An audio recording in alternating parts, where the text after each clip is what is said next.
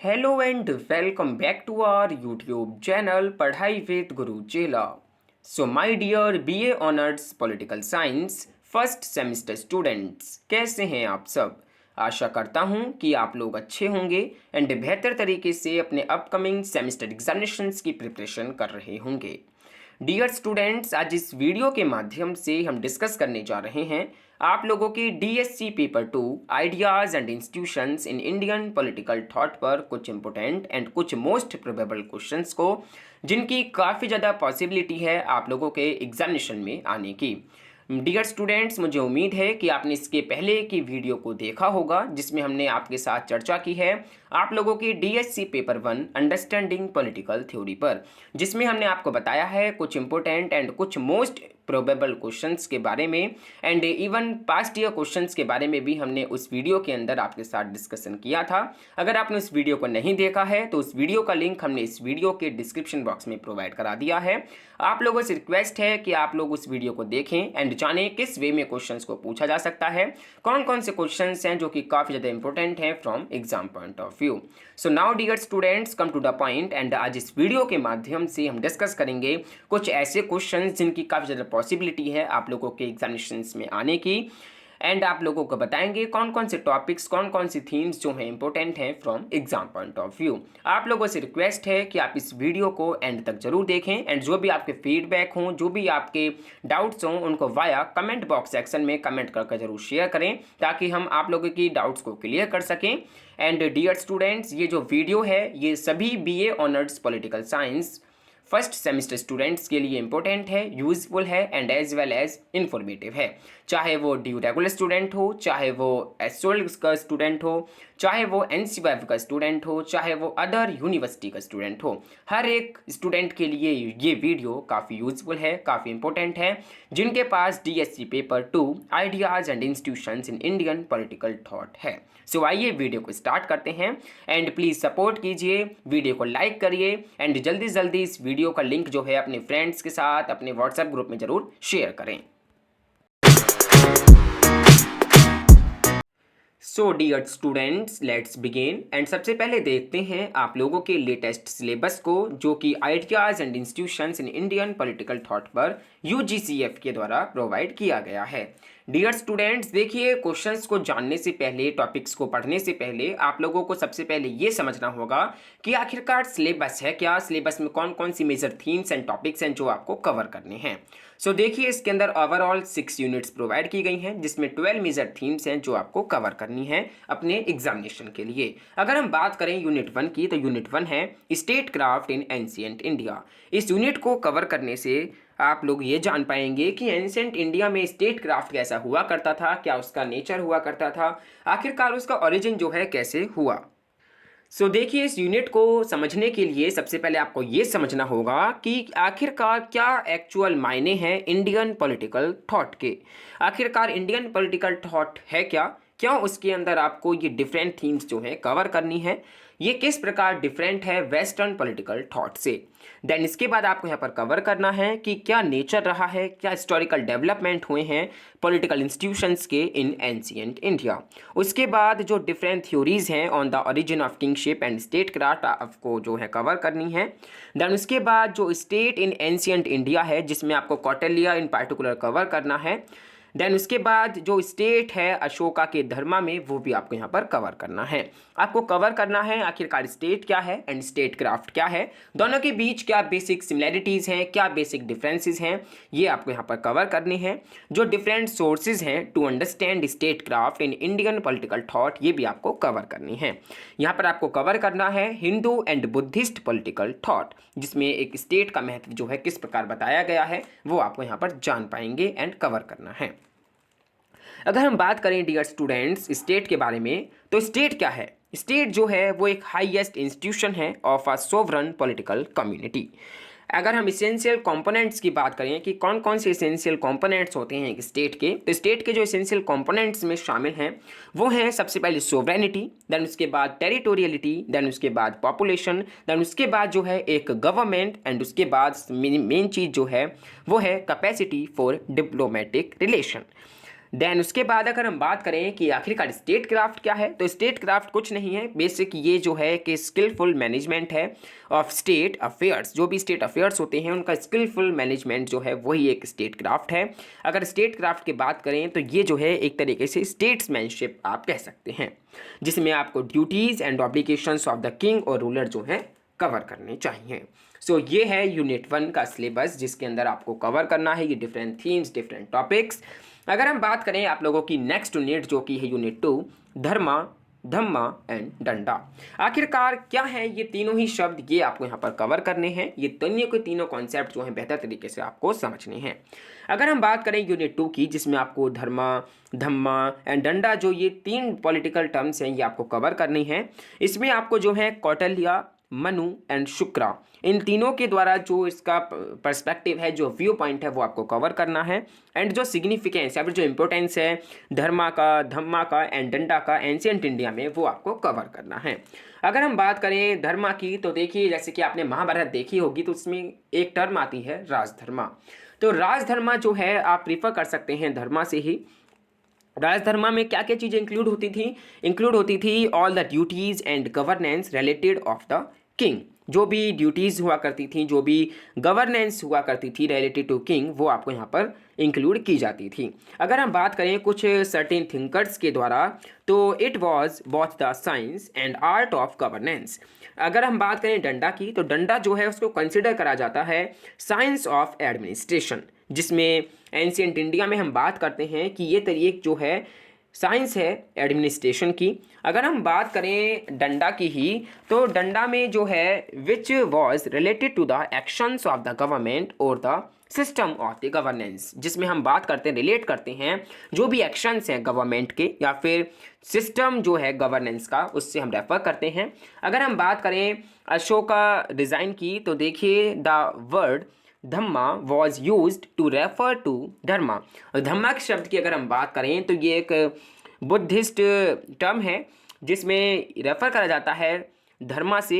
And डंडा and जो governance है, इन तीनों को रेफर करा जाता है। एंड द जो वर्ड है इकोनॉमिक्स, वो भी यहाँ पर यूज़ किया जाता है। तो देखिए क्या कहते हैं कि जो एंशिएंट इंडियन पॉलिटी है वो पूरी तरह एक इंटरप्ले है धर्मा की एंड डंडा की। ठीक है, ये दो ही ऐसी टर्म हैं जो काफ़ी ज़्यादा यूज़ हुई हैं एंशिएंट टाइम में। धर्मा की बात करें तो इसके डेफिनेट जो है एंड मल्टीपल मीनिंग्स हो सकते हैं, जैसे कि righteousness, virtuous, duty, just thought and actions, moral obligations and so on. क्या चीज़ अच्छी है, क्या चीज़ बुरी है, अगर हम इसको करते हैं तो क्या हमें परिणाम मिलेगा, ये सब जो है धर्म से यहाँ पर एक तरीके से रिलेट किए जा सकते हैं। ठीक है, एंड धर्मा जो है वो एक गाइडिंग लाइट है for other pursuit of life. Other pursuit of life की बात करें, जैसे कि धर्म जो है वो शुड गिव अर्थ। ठीक है, एंड अर्थ जो है एंड जो कर्म जो है यानी कि काम जो है, द ओनली सेल्वेशन यानी कि मोक्ष कैन बी अटेंड। केवल कर्मा एंड जो अर्थ है, जो धर्म है, उसी से हम जो है क्या अटेन कर सकते हैं, सेल्वेशन यानी कि मोक्ष जो है प्राप्त कर सकते हैं। अगर हम बात करें धर्मा की, तो ये जो है काफ़ी चीज़ों में डिवाइड किया जा सकता है, जैसे कि साधारण धर्म, विशिष्ट धर्म एंड आपदा धर्म। अगर हम बात करें तो यहाँ पर फीचर्स भी आपको कवर करने हैं कि आखिरकार धर्मा के क्या फीचर्स हैं, धम्मा के क्या फीचर्स हैं, डंडा के क्या फीचर्स हैं, क्या उसका इंपॉर्टेंस एंड सिग्निफिकेंस रहा है, वर्ण आश्रम धर्मा क्या रहा है, उसके जो डिफरेंट पॉइंट्स हैं वो क्या हैं। बुद्धिस्ट धर्मा की बात करें तो जिसमें रिवील्स करता है truth as taught by Buddha. Dharma and dhamma भी आपको यहाँ पर कवर करना चाहिए कि दोनों के बीच क्या सिमिलरिटीज़ हैं, क्या दोनों के बीच जो हैं डिफरेंसेस हैं, ये भी आपको यहाँ पर कवर करने चाहिए। सो ये है यूनिट 2, जिसमें आपको बेहतर तरीके से हर एक टॉपिक को कवर करना है। मेजरली यहाँ से जो है 2 क्वेश्चन जो हैं आपसे पूछे जा सकते हैं, एक शॉर्ट नोट भी बेसिकली पूछा जा सकता है। देन नेक्स्ट यूनिट है यूनिट 3, न्याय और नीति। न्याय का मतलब है जस्टिस, नीति का मतलब है पॉलिसी। तो यहाँ पर आपको जो है पॉलिसी एंड जस्टिस को बेहतर तरीके से कवर करना है। दोनों के बीच का एक रिलेशनशिप जो है होता है वो भी आपको यहाँ पर कवर करना है।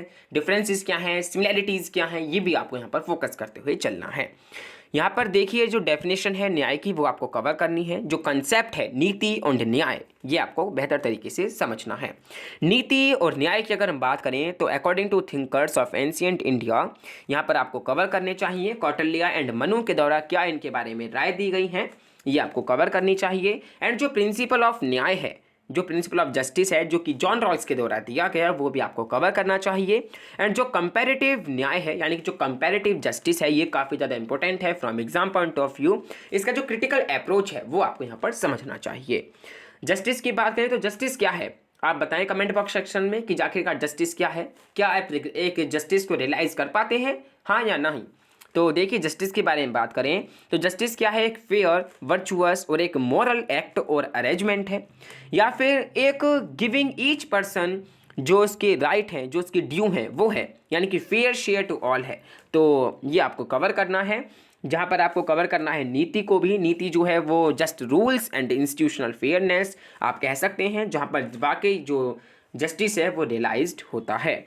टाइप्स की बात करें जिसमें procedural justice, distributive justice, retributive justice, restorative justice and global justice, ये 5 टाइप के जस्टिस आपको कवर करने चाहिए।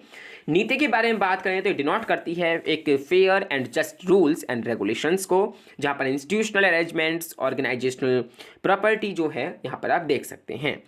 ठीक है, अगर हम बात करें एम की तो नीति का एम यही है कि आप परफेक्टली जस्ट सोसाइटी। ठीक है, सो ये आपको यहाँ पर टॉपिक्स जो हैं कवर करने हैं। देन इसके बाद है आप लोगों की नेक्स्ट यूनिट, यूनिट 4, सभा एंड समिति। सभा एंड समिति के ऊपर हमने एक वीडियो जो है बनाई हुई है, आप उसको चेकआउट कर सकते हैं। उसका लिंक हमने इस वीडियो के डिस्क्रिप्शन बॉक्स में प्रोवाइड करा दिया है। तो देखिए, सभा क्या है, सभा जो है वो एक लोकल, आप कह सकते हैं एक विलेज इंस्टीट्यूशन के तौर पर आप कह सकते हैं, जो कि एक सेंट्रल बॉडी है। अगर हम बात करें समिति की तो ये कुछ नहीं, केवल एक group of all the people of community है, जहाँ पर एक कह सकते हैं कि मीटिंग, समिति का मतलब क्या है, मीटिंग। कुछ बेसिक कम्युनिटी के लोग जो हैं आते हैं एंड मिलकर एक किसी भी विषय को लेकर एक मीटिंग जो है अरेंज करते हैं, वही एक तरीके से समिति है। तो सभा समिति जो है आपको प्राचीन टाइम में क्या थी ये आपको कवर करनी है, कैसे ये ओरिजिन हुई, कैसा इसका डेवलपमेंट हुआ, दोनों के बीच क्या रिलेशनशिप है, ये भी आपको कवर करनी है। देन इसके बाद है आप लोगों की नेक्स्ट यूनिट, यूनिट 5, राज्य एंड राष्ट्र। राज्य का मतलब क्या है, स्टेट। राष्ट्र का मतलब क्या है, नेशन। तो यहाँ पर नेशन एंड स्टेट आपको कवर करने हैं, एंड नेशन स्टेट के बीच क्या रिलेशनशिप है ये भी आपको कवर करना है। तो देखिए, स्टेट जो है वो एक पॉलिटिकल कॉन्सेप्ट है which is made up of fixed territory, population, government. लेकिन अगर हम बात करें एक मेन चीज़ की तो वो है सोवरेनिटी। अगर हम बात करें एक नेशन स्टेट की तो ये डिफाइन करा जाता है in terms of modern western thought. अगर हम बात करें राज्य की तो राज्य क्या है, देखिए अगर हम ऋग्वेदा से अथर्ववेदा की तरफ चलें तो एक बहुत ही फेमस कोट है जिसमें ये है कि राजते दीप्यते प्रकाशते शोभते इति राष्ट्रम। इसका मतलब है कि which is shining bright, that is आप कह सकते हैं state, sorry that is nation. ठीक है, एंड यहाँ पर अगर हम बात करें लास्ट यूनिट की तो वो है यूनिट 6, वर्ना जाति। वर्ना क्या है, जाति क्या है, जाति का किस प्रकार उदय हुआ है, किस प्रकार ओरिजिन डेवलपमेंट हुआ है, ये आपको कवर करना है। जिसमें आपको जो वर्ना सिस्टम है इंडिया के अंदर वो आपको कवर करना है, कैसे इवॉल्व हुआ है, क्या उसका नेचर रहा है वर्ना सिस्टम का, ये आपको कवर करना है। किस प्रकार ओरिजिन हुआ है जाति का, कास्ट सिस्टम जो है इंडिया में किस प्रकार रहा है, क्या उसके फीचर्स रहे हैं, क्रिटिकल पॉइंट्स भी आपको यहाँ पर शेयर कवर करने हैं। सो ये है आप लोगों का लेटेस्ट सिलेबस यूजीसी है based on national education policy, जिसमें आपको 6 टॉपिक्स कवर करने हैं, 12 मेजर थीम्स दी गई हैं जो आपको बेहतर तरीके से समझनी है, अपने एग्जामिनेशन के लिए कवर करनी है। सो आई जस्ट होप कि आपको यहाँ पर सिलेबस जो है थोड़ा बहुत तो क्लियर हो गया होगा कि क्या थीम्स, क्या टॉपिक्स, कौन कौन से टॉपिक्स के अंदर क्या क्या पॉइंट्स आपको कवर करने हैं and so on. So dear students, आइए नेक्स्ट स्लाइड्स के माध्यम से देखते हैं कुछ मोस्ट इंपोर्टेंट, कुछ मोस्ट प्रोबेबल क्वेश्चंस जो कि काफ़ी इंपॉर्टेंट है from exam point of view. So देखिए डियर स्टूडेंट्स, आइए बात करते हैं कुछ इंपॉर्टेंट, कुछ मोस्ट प्रोबेबल क्वेश्चंस के बारे में जिनकी ज़्यादा पॉसिबिलिटी है आप लोगों के अपकमिंग पेपर के अंदर आने की। एंड आप लोगों से रिक्वेस्ट है कि आप इन क्वेश्चंस को जवाब देने का ज़रूर प्रयास करें, इनको आंसर देने का ज़रूर प्रयास करें, ताकि आप लोग जो है अच्छा स्कोर जो है कर पाएँ अपने सेमेस्टर एग्जामिनेशंस में। सो आइए सबसे पहले हम बात करते हैं आप लोगों की unit 1 which is state craft in ancient India के बारे में। इसमें से किस प्रकार के क्वेश्चन जो हैं पूछे जा सकते हैं। सो देखिए, क्वेश्चंस जो हैं इस वे में पूछे जा सकते हैं कि एक्सप्लेन द स्टेट ऑफ अशोकास धर्मा। जो अशोकास धर्मा है उसके अंदर स्टेट किस प्रकार हुआ करता था, क्या उसके फीचर्स हुआ करते थे, कैसे उसका ओरिजिन हुआ, किस प्रकार उसका डेवलपमेंट हुआ, ये भी आपसे यहाँ पर पूछा गया है। तो ये आपको बेहतर तरीके से यहाँ पर डिस्कस करना है। द नेक्स्ट क्वेश्चन है question number 2, describe the theories of origin of kingship and state craft. जो थ्योरीज हैं origin of kingship and origin of state craft पर, वो आपको बेहतर तरीके से यहाँ पर डिस्कस करनी है, कवर करनी है। देन उसके बाद है next question, briefly explain the nature and historical development of political institutions in ancient India. यहाँ पर आपको ब्रीफली एक्सप्लेन करनी है, ब्रीफली डिस्कस करनी है जो नेचर रहा है एंड जो हिस्टोरिकल डेवलपमेंट हुआ है पॉलिटिकल इंस्टीट्यूशंस का एंशिएंट इंडिया में, वो किस प्रकार हुआ है, ये आपको यहाँ पर डिस्कस करना है। देन नेक्स्ट क्वेश्चन है question number 4, critically analysis the state in ancient India based on Kautilya. यहाँ पर आप लोगों को जो एक्सप्लेन करना है, जो डिस्कस करना है, वो यही करना है कि आखिरकार एंशिएंट इंडिया में स्टेट जो है कैसा हुआ करता था, जो कि आपको पार्टिकुलरली कौटिल्य के पर्सपेक्टिव से यहाँ पर डिस्कस करना है। कौटिल्य का क्या कहना है स्टेट के बारे में, स्टेट के डिफरेंट जो लिम्स हैं वो आपको यहाँ पर डिस्कस करने हैं, उनकी जो डिफरेंट थ्योरीज हैं वो भी आपको यहाँ पर डिस्कस करनी होंगी। अगर हम बात करें कुछ एडिशनल क्वेश्चंस के बारे में, तो एक क्वेश्चन जो है इस वे में पूछा जा सकता है कि what do you mean by Indian political thought, कि आखिरकार एंशिएंट इंडियन पॉलिटिकल थॉट से आप क्या समझते हैं, क्या तात्पर्य है, क्या उसका नेचर है, किस प्रकार उसका डेवलपमेंट हुआ है, ओरिजिन हुआ है एंड सो ऑन। बात करें हम स्टेट की, तो स्टेट क्या है, जैसे कि हमने आपको थोड़ी देर पहले बताया कि स्टेट जो है वो एक हाईएस्ट इंस्टीट्यूशन है of a sovereign political community. While on the other hand बात करें स्टेट क्राफ्ट की या फिर स्टेटमैनशिप की, तो ये एक स्किलफुल मैनेजमेंट है जो कि स्टेट अफेयर्स को हम जो है कर पाते हैं। सो ये इस प्रकार के क्वेश्चंस हैं जो कि काफ़ी ज़्यादा इंपॉर्टेंट है आप लोगों की unit 1 state craft in ancient India में से। अगर आपको ये वीडियो पसंद आ रही है तो प्लीज़ वीडियो को जरूर लाइक कर दें एंड शेयर कर दें, एंड जो भी आपके फीडबैक हैं उनको जरूर शेयर कर दें via comment box section. So next dear students, बात करते हैं आप लोगों की सेकंड यूनिट जो कि है धर्मा, धम्मा एंड डंडा, जिसमें आपको धर्मा, धम्मा एंड डंडा को बेहतर तरीके से कवर करना है। ये तीनों ही की पॉलिटिकल टर्म्स जो हैं काफ़ी इंपॉर्टेंट हैं from exam point of view. अगर हम मोस्ट इंपोर्टेंट कुछ मोस्ट प्रोबेबल क्वेश्चंस के बारे में बात करें तो वो कुछ इस प्रकार हैं, जहाँ पर पहला क्वेश्चन है discuss the different meanings and ideas conveyed bye Dharma in the ancient Indian political thought. यहाँ पर आपको डिस्कस करना है जो डिफरेंट मीनिंग्स एंड जो आइडियाज रहा है जो कि कन्वे करता है धर्मा, वो क्या क्या है एंशिएंट इंडियन पॉलिटिकल थॉट के पर्सपेक्टिव से आपको यहाँ पर कवर करना है।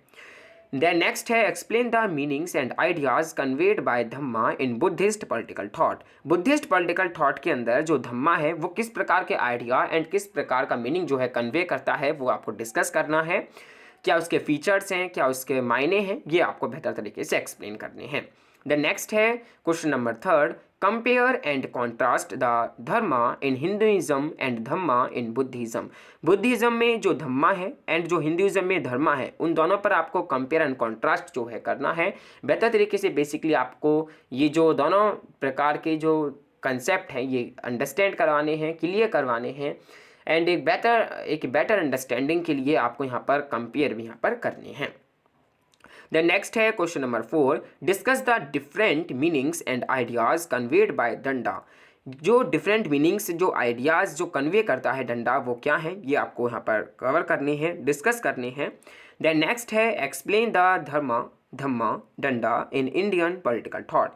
ये जो तीनों की जो स्पेसिफिक टर्म्स हैं ये भी आपसे एक क्वेश्चन के माध्यम से पूछ ली जा सकती हैं, जहाँ पर आपको बताना है कुछ पार्ट में कि आखिर धर्मा से क्या तात्पर्य है, कुछ पार्ट में धम्मा से क्या तात्पर्य है, कुछ पार्ट में डंडा से क्या तात्पर्य है।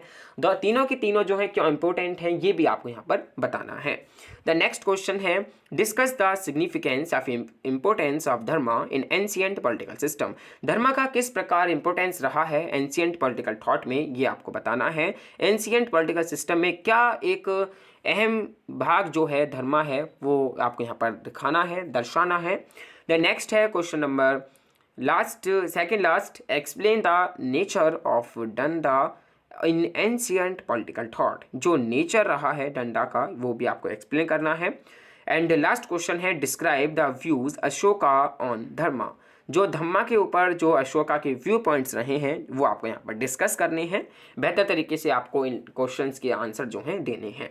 यहाँ पर आपको एक जो कंपैरिजन के तौर पर पूछे जा सकते हैं वो है धर्मा वर्सेस झंडा, धर्मा वर्सेस धम्मा। तो ये जो टर्म्स हैं ये आपको बेहतर तरीके से कवर करनी चाहिए। इस वे में क्वेश्चंस आपसे पूछे जा सकते हैं। डेफिनेटली आई होप कि आप इन क्वेश्चंस के जवाब देने का जरूर प्रयास करेंगे। सो नाउ डियर स्टूडेंट्स, अगर हम बात करें आप लोगों की थर्ड यूनिट जो कि है न्याय एंड नीति, जिसमें आपको न्याय से तात्पर्य है कि आखिरकार जस्टिस क्या है एंड नीति से तात्पर्य है आखिरकार पॉलिसी क्या है। तो ये जो पॉलिसी एंड जस्टिस का कॉन्सेप्ट जो आपको यूनिट थर्ड के अंदर कवर करना है, इसमें से किस प्रकार के क्वेश्चंस पूछे जा सकते हैं आइए आपको बताते हैं। सो देखिए क्वेश्चंस जो हैं इस प्रकार पूछे जा सकते हैं कि discuss the principle of nyaya presented by John Rawls and comment on an ideal न्याय।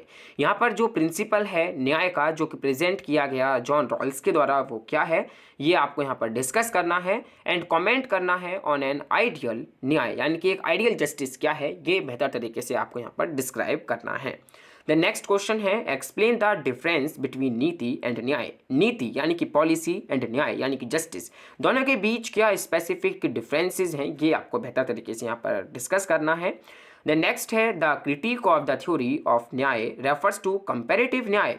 ये जो क्रिटिक है, जो क्रिटिक थ्योरी है जस्टिस की, वो रेफर करी जाती है कंपैरेटिव जस्टिस से। क्या इस बात से आप जो है सहमत हैं, एंड अगर सहमत हैं तो किस प्रकार आप इसको प्रूफ करेंगे ये बेसिकली आपको यहाँ पर डिस्कस करना है, डिस्क्राइब करना है।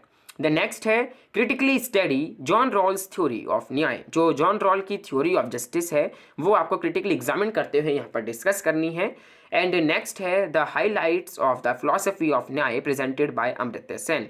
जो अमर्त्य सेन के द्वारा जो फिलॉसफी ऑफ न्याय है वो क्या है, उसकी जो क्या क्या हाईलाइट्स हैं वो आपको मेजर तरीके से यहाँ पर डिस्कस करनी है। अगर हम बात करें जस्टिस की, तो जस्टिस क्या है, वो एक फेयर, वर्चुअस और एक मॉरल एक्ट या फिर अरेंजमेंट हो सकता है।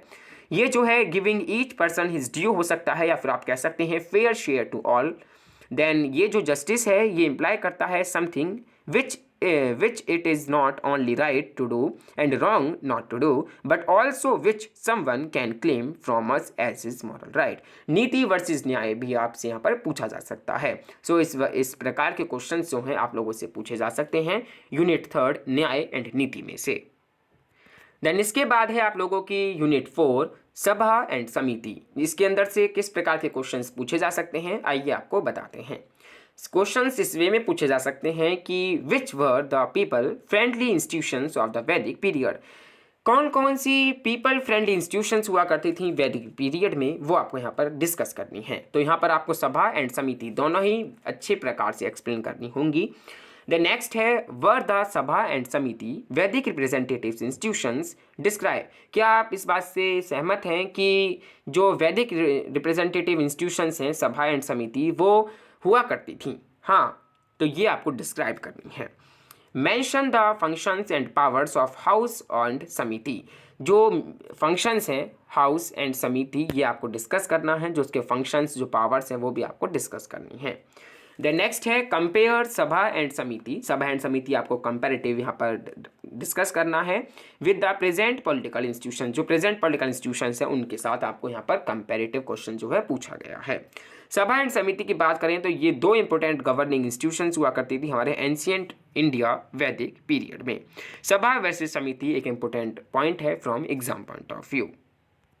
सो आइए बात करते हैं आप लोगों की सेकंड लास्ट यूनिट, यूनिट 5 राज्य एंड राष्ट्र की। इस यूनिट में से किस प्रकार के क्वेश्चंस इंपॉर्टेंट हैं from exam point of view आइए आप लोगों को बताते हैं। सो देखिए फर्स्ट है discuss the evolution of nation and state in ancient India. किस प्रकार एंशियंट इंडिया में इवॉल्व हुआ नेशन एंड स्टेट, ये आपको यहाँ पर मेजरली डिस्कस करना है। द नेक्स्ट है discuss Kautilya's theory of state. जो कौटिल्या की थ्योरी ऑफ स्टेट है वो आपको यहाँ पर डिस्कस करनी है, एज वेल एज जो सप्तांगा थ्योरी है वो आपको यहाँ पर मेंशन करनी चाहिए। यहाँ पर क्वेश्चन नंबर 3 है what kind of state emerges from Ashoka's dharma. जो अशोका धर्मा है उसमें से किस प्रकार का स्टेट जो है इमर्ज हुआ है ये आपको यहाँ पर डिस्कस करना है। देन लास्ट है question briefly describe the institutions of monarchy. यहाँ पर आपको ब्रीफली डिस्क्राइब करनी है वो इंस्टीट्यूशंस मोनार्की की and the administration as described in ए अकबरी। तो इस प्रकार के क्वेश्चंस जो हैं इस यूनिट के अंदर से पूछे जा सकते हैं। इसमें पूछा जा सकता है कि राष्ट्र एंड राज्य में क्या डिफरेंसेस हैं, या फिर राष्ट्र वर्सेस राज्य कर भी क्वेश्चन जो है पूछा जा सकता है। अगर हम बात करें तो देखिए, the evolution of rashtra in India from Rigveda to Atharvaveda. The word rashtra is mentioned in various mantra and samhitas. So इस प्रकार के क्वेश्चंस जो हैं इंपॉर्टेंट हैं from exam point of view. So finally dear students, बात करते हैं आप लोगों की फाइनल यूनिट 6 जो कि है वर्ण एंड जाति। इस यूनिट में से किस प्रकार के क्वेश्चंस इंपॉर्टेंट हैं from exam point of view, आइए आप लोगों को बताते हैं। सो फर्स्ट है, define the alphabet system and describe the different theories about its origin. यहाँ पर आपको जो है ये डिफाइन करना है, डिस्कस करना है कि आखिरकार वर्ण एंड जाति क्या है, ठीक है, किस प्रकार ये जो है डिस्क्राइब हुआ, ये जो है किस प्रकार इसका ओरिजिन हुआ, ये भी आपको यहाँ पर डिस्कस करनी है। Do a critical examination of whether caste and class are interrelated. क्या आप ये मानते हैं कि जो कास्ट एंड क्लास जो है वो इंटर रिलेटेड हैं? यहाँ पर आपको क्रिटिकली एग्जामिन करते हुए इसका आंसर जो है लिखना है। एंड लास्ट क्वेश्चन है, examine the key theories of the origin of the caste system in India. So इस प्रकार के क्वेश्चंस काफ़ी इंपॉर्टेंट हैं from exam point of view, जहाँ पर आपको वर्ण वर्सेस जाति भी आपको कवर करना चाहिए। जो वर्णाश्रम जो सिस्टम है वो भी आपको कवर करना चाहिए, एंड जो ऑरिजिन ऑफ जाति या फिर कास्ट सिस्टम जो इंडिया के अंदर हुआ है वो भी आपको यहाँ पर कवर करना चाहिए। तो ये 3 मेजर टॉपिक्स हैं जो कि आपको यहाँ पर कवर करने चाहिए। ये जो क्वेश्चंस हैं, ये जो थीम्स हैं, काफ़ी इंपॉर्टेंट हैं from exam point of view. मुझे उम्मीद है कि आप इन सभी क्वेश्चंस को आंसर देने का जरूर प्रयास करेंगे। एटलीस्ट 75% क्वेश्चंस जो हैं आप इन्हीं क्वेश्चंस के बेस्ड अपने पेपर के अंदर देख पाएंगे। सो इस वीडियो में आई जस्ट होप कि आपको क्लियर हो गया होगा कि किस वे में क्वेश्चंस को पूछा जा सकता है आप लोगों के DSC paper 2 ideas and institutions in Indian political thought में। So dear students, that's all for today. I just hope you understand each and everything very well. अगर आपके कुछ भी क्वेरीज हैं या फिर कुछ भी आपके डाउट्स या फिर आपके कुछ भी सजेशंस हैं तो आप वाया कमेंट बॉक्स सेक्शन में कमेंट कर सेंड कर सकते हैं। हम पूरी कोशिश करेंगे आप लोगों की कमेंट्स का रिप्लाई करने का। आप प्लीज़ हमें सपोर्ट करें ऐसी ही वीडियोस को, ताकि हम और लेकर आ पाएँ आप लोगों के लिए, एंड आप लोगों की काफ़ी ज़्यादा हेल्प हो पाए अपनी सेमेस्टर एग्जामिनेशंस में। डियर स्टूडेंट्स, अगर आप इस चैनल पर नए हैं तो प्लीज़ चैनल को सब्सक्राइब कर लें एंड नोटिफिकेशन बेल आइकन को जरूर प्रेस कर लें, ताकि आने वाली वीडियोज़ की नोटिफिकेशन आपको मिलती रहे, किसी प्रकार का वीडियो आपसे मिस ना हो। डियर स्टूडेंट्स, आप बिल्कुल भी ना भूलें इस वीडियो को लाइक करना, शेयर करना अपने फ्रेंड्स के साथ, ताकि उन लोगों की भी हेल्प जो है हो पाए। सो अगर आप जो हैं हमें पर्सनली कुछ सेंड करना चाहते हैं अपने सजेशंस या फिर अपनी क्वेरीज, तो आप हमें सेंड कर सकते हैं हमारी मेल ID padhaiwithguruchela@gmail.com पर, एंड हमें आप जो हैं टेक्स्ट कर सकते हैं हमारे इंस्टाग्राम पेज को फॉलो कर हमारा इंस्टाग्राम पेज की जो ID है वो है padhai_with_guru_chela। देन आप जो है टेलीग्राम चैनल से जुड़ सकते हैं, उसका लिंक हमने इस वीडियो के डिस्क्रिप्शन बॉक्स में प्रोवाइड करा दिया है। एज वेल एज आप जो है टेलीग्राम चैनल की टेलीग्राम ऐप को खोलकर सर्च करेंगे BA Political Science DU, तो आप जो है चैनल से जुड़ पाएंगे। सो इसी के साथ dear students, thank you for watching this video and stay home, stay safe, stay indoors and best wishes for your semester examinations.